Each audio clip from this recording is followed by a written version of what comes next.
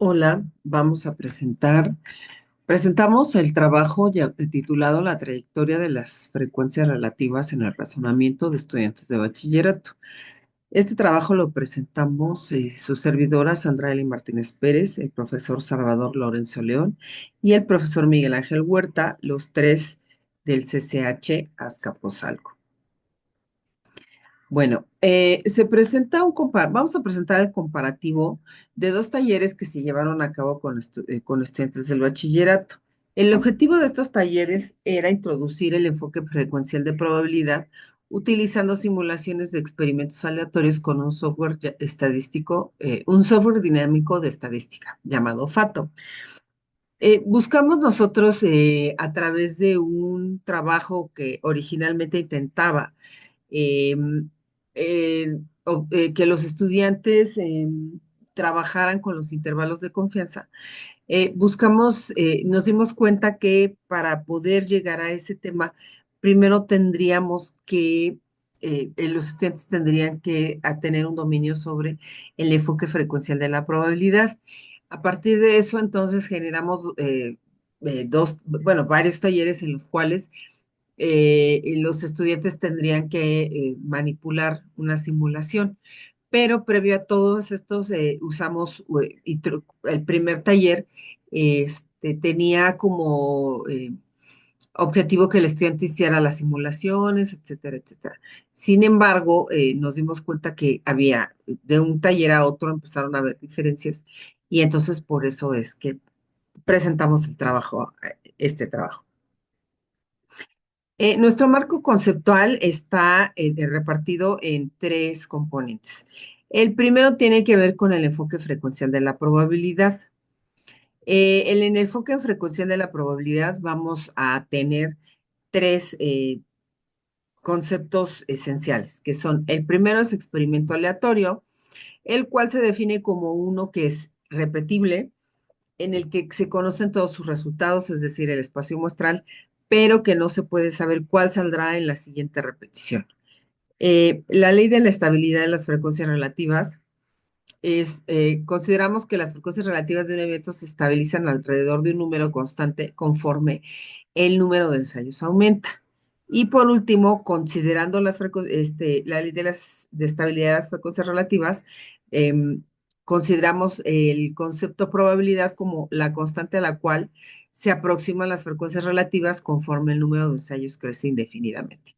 Entonces, nuestro primer componente del marco conceptual tiene que ver con todos estos conceptos.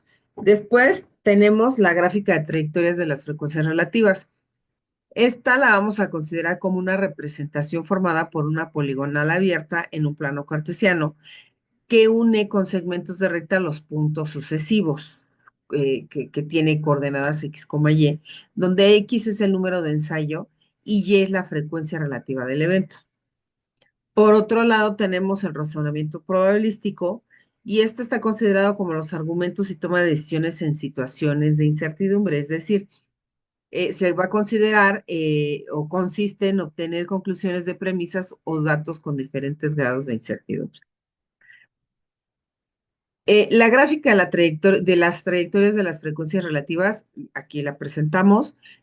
Como dice la definición, en el eje X, en el horizontal, vamos a representar el número de experimentos, mientras que en el eje Y vamos a tener la frecuencia relativa. Entonces, si observamos en el experimento 1, que es el primer puntito que se puede observar aquí, ese es el experimento 1. Y si en ese experimento 1 salió favorable lo que estamos observando, entonces su frecuencia relativa va a ser 1. En el experimento 2, si tenemos otro resultado favorable, pues va a ser un medio y así sucesivamente, ¿no? Entonces, vamos a tener todos estos puntitos son las frecuencias relativas de cada uno de los experimentos y como podemos observar, estas frecuencias relativas la variación de estas frecuencias relativas empieza a ser cada vez más pequeña, de tal forma que empiezan a estabilizarse alrededor de esta línea roja que es la probabilidad. Y entonces, esta gráfica nos permite observar que al principio, cuando hay pocas repeticiones, hay mucha variación, mientras que conforme crece el número de repeticiones, la variación se va haciendo muy pequeña. Sin embargo, sigue existiendo porque esta no es una convergencia como en cálculo, que estos valores últimos valores se van haciendo, por ejemplo, un medio. Todos estos valores van a ir oscilando alrededor de un medio y puede ser que alguno de ellos sea un medio. Entonces, nuestro método en el primer taller, tuvimos 33 estudiantes de entre 16 y 17 años. Se les proporcionó una hoja de trabajo. Los estudiantes tenían que estimar una probabilidad y también deberían de, elaborar una simulación, pero esta simulación no tenía la gráfica. En el segundo taller tenemos 16 estudiantes de entre 15 y 16 años. También se les daba una hoja de trabajo, tenían que estimar una probabilidad. Se les proporcionó la simulación hecha porque nos dimos cuenta que en el primer taller se tardaron mucho y tuvieron muchos problemas para realizarla. Y además en este segundo taller ya se incluye una simulación. La actividad era obtener intervalos aleatorios, construir intervalos aleatorios. Bueno, entonces, el taller uno se les daba a los estudiantes 10 bolas numeradas del 0 al 9. Debían extraer dos sin reemplazo y formar un intervalo. Por ejemplo, si obtenía la uno y la 7 o la 7 y la uno, pues el intervalo iba a ser el 1,7. Se discutió si iba a ser sin reemplazo o con reemplazo. Si era con reemplazo, ellos estaban conscientes de que podían obtener dos veces el uno y tener el 1,1, y eso ya no era un rango de valores. Entonces, por eso es que ellos decidieron que tenía que ser sin reemplazo. Y una vez que teníamos esto, se observaba si el 2 se encontraba en ese intervalo. Se repetía 10 veces el proceso, se determinaba cuántos intervalos contuvieron al 2 y se calculaba la frecuencia relativa. Hubo una discusión con los estudiantes en el cual se hablaba de cuál era la probabilidad de que los intervalos contuvieran al 2. Una vez que se llegó a eso, bueno, se pedía que la repetición, ¿qué pasaría si la repetición era muy grande? Este proceso de obtener intervalos fuera muy grande y entonces de ahí se pasó a hacer este plan de simulación que se ve aquí en la figura. En la columna donde dice simulación física, los estudiantes tenían que anotar cuáles eran los pasos que realizaron en la simulación física para después, digamos que hacer, empatarlo con las herramientas del software y de ahí obtener la simulación. Entonces aquí se realizaron la simulación, se realizaron pronto sobre lo que observaban, no había gráfica, pero como ya mencioné, hubo muchos problemas a la hora de hacer la simulación y entonces al final la discusión sobre cuál era la probabilidad de obtener el 2, que el intervalo obtuviera el 2, se fue perdiendo porque los estudiantes ya estaban cansados y confundidos. En el taller 2, bueno, hicimos algunas adecuaciones, como ya lo mencioné, según lo que habíamos observado en el taller 1. Y entonces, bueno, se les volvió a dar unas 10 bolas numeradas, tenían que extraer dos sin de reemplazo y ahora tenían que observar si el 8 se encontraba en el intervalo. ¿Por qué? Porque cuando se les cuestionaba al inicio, en el taller anterior, en el 1, cuál era la probabilidad de obtener dos, y ellos decían un medio o 0,5. Ya entonces, o 50%. Entonces, como esa probabilidad de obtener el 2 y si era aproximadamente 42, 40 y tantos, 0,42, entonces los estudiantes pues decían, pues sí, era obvio, ¿no? Entonces tomamos un valor en el cual la probabilidad fuera más pequeña o para que no llegara al 50% y hubiera más chance de hacer más discusiones con los estudiantes.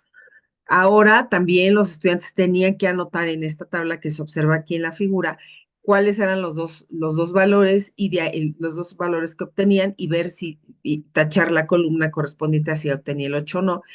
Y luego de ahí tenían que ellos calcular la frecuencia relativa, observaban la frecuencia relativa de sus compañeros y se hacía una discusión. La simulación se les proporcionó ya hecha para no perder mucho tiempo. Esta simulación ya incluía una gráfica y se realizaron preguntas que fueron modificadas con respecto a taller 1 sobre lo que se observaba. La interfase de la simulación es la que se ve aquí y como se puede ver, ya hay una gráfica. Bueno, en los resultados del taller uno. Bueno, de todas las preguntas que que realizamos, digamos que observamos o seleccionamos las que tenían que ver con la variación, si los estudiantes observaban la variación. Entonces, en la pregunta 5 del taller uno se les preguntaba si existía diferencia entre los datos del inciso uno y el inciso 3 y que en caso de existir, cuál se consideraba que era la causa de dicha diferencia.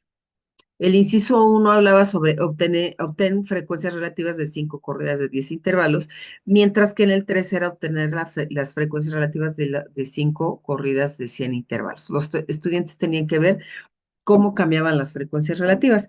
Sin embargo, aquí, por ejemplo, el valor punto 42 no tenía gran diferencia para los estudiantes y punto 421, 422, porque para ellos los decimales, las décimas o centésimas eran insignificantes.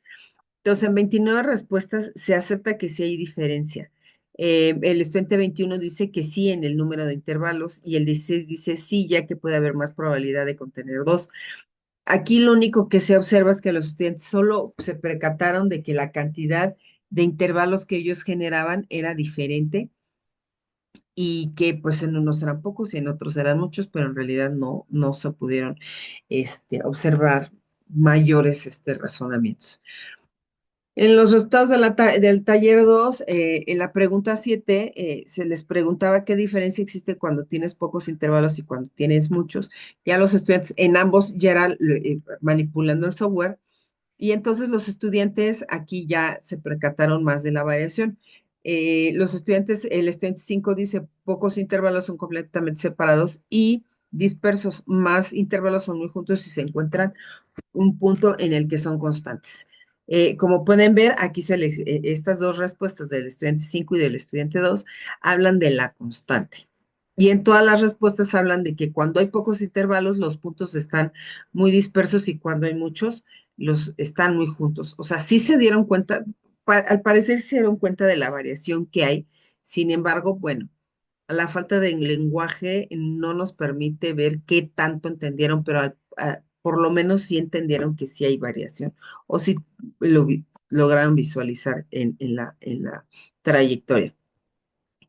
Nuestras conclusiones es que la gráfica de de las trayectorias de frecuencias relativas es una representación de la ley de la estabilidad de las frecuencias relativas y los estudiantes perciben esta ley gracias a su inclusión en la salida del programa de simulación.